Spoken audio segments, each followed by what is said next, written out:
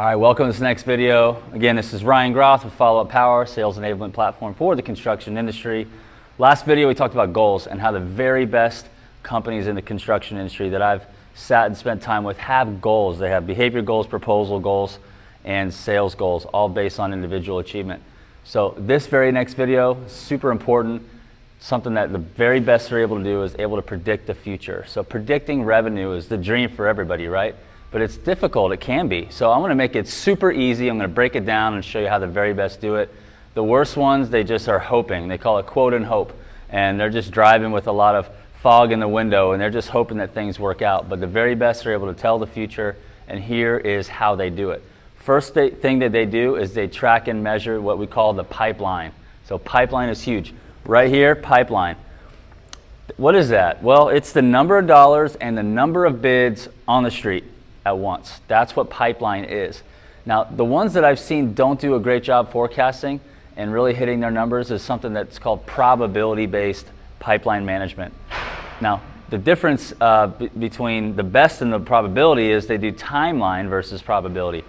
I haven't heard a sales guy who doesn't think they have a really good chance of getting a deal. I haven't heard someone be super optimistic more than salespeople. So probability-based is going to be, got $1 million, I have a 90% chance of getting it, so you're going to forecast $900,000. That is just not the right way to do it. It doesn't make sense for the industry. The very best way to do it is timeline-based. For example, we give a proposal that you know there's going to be a budget for next year. So the best what they do is they have a category called 1 year plus. So what they do is they take their pipeline and they segment it in time, so 1 year. And then you have some that warm up a little bit after following up. I mentioned before, 80% of sales are made on the 5th to 12th contact, and the very best are able to track that, quantify it so that they can stay in front of it and end up getting the job because they're touching it a lot more than the rest. So you have what's called a warm or like a 6-month category. Then you have what's called decision time. Many call it hot. So what we found is when you have your pipeline segmented into decision time, you want to force everything into decision time. And then ultimately a verbal contracted, your to be signed, letter of intent. So you start with pipeline. Next big part of forecasting is knowing your selling cycle. So on average, based on historical evidence, from the time you bid a job to the time you get awarded, what that day time frame looks like. So I'm going to just say, for example, 100 days. I've seen home services businesses be able to close them and convert them because of the way they buy, 7 days, 10 days. Commercial services, somewhere between, for service repairs, 30, 40 days. Big jobs, 100, 150 days. And new construction, it's all over the map. It just depends. And so selling cycle is important. You have to know your selling cycle, and that's a key metric to be paying attention to. And then next thing that makes forecasting really easy is closing ratio. Now, closing ratio can be a pretty tricky metric to grab. For example, we believe that a closing ratio should be calculated once a decision's made. Because a closing ratio is not, hey, I bid 100 jobs and got 20. 20% closing ratio is what most people think they have if they bid 100 jobs and get 20. But no. The jury's still out on a lot of those. A lot of those are what we call still in the pipeline. You're still tracking those. So if you bid 100 jobs and 50 of them are still in the pipeline, decisions were made on 50 of them, and you got 25, you got a 50% closing ratio because 25 was in your favor and out of the 50 decisions and the rest are still in the pipeline. You could still end up closing those later, and you know that in construction.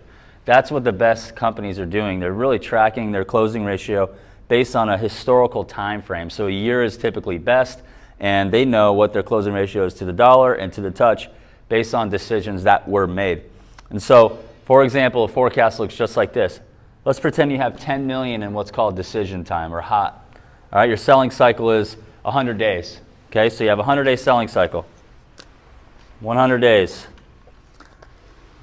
10 million in decision time, 100 days, you got a 33% closing ratio. The next 100 days, you're going to get $3.3 million. That's what the best are able to do time and time again, month over month, quarter over quarter, able to forecast based on historical evidence, not based on optimism. It's based on facts. So then you could really tell the future that way.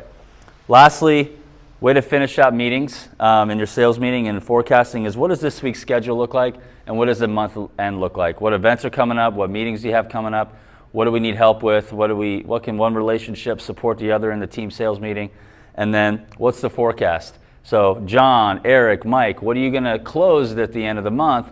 And then total that up against your goal and really see if your forecasts line up with the numbers. So it's really cool. It's amazing to sit and watch and see how in control some of these companies are. So you might be thinking to yourself, gosh, this is a lot to take in. This is a lot to think about. How do I put this together? Many companies are trying. They have an Excel spreadsheet for their Excel spreadsheet. Maybe they have some big CRM company that does some of this, but what we found is, there wasn't really one out there, and we have a solution for that. So we put together this solution called Follow Up Power. It's a sales enablement platform for the construction industry. Puts all this together very easily and helps define a sales process and makes it really easy to get somebody up and running so that they can start paying attention to the numbers just like this. And so we believe that instead of teaching everybody a brand new way of thinking, to just give them a tool that teaches them to think that different way. That's what we believe. So here's what we got to do. There's a video demo right below. You can see that for yourself. It's just a few minutes long. And if you have any challenges or goals that you want to share with us and one of our team members, we'd be happy to and go more in depth on how we can bring a solution for you. But at the end of the day, we've been in hundreds of companies, thousands of sales meetings, all different business models, different trades, and we have the solution so that you can enable your sales team so you can start being the best and driving your business like this. So go ahead, subscribe, jump in, see the video demo, and we'll go from there. Looking forward to chatting with you.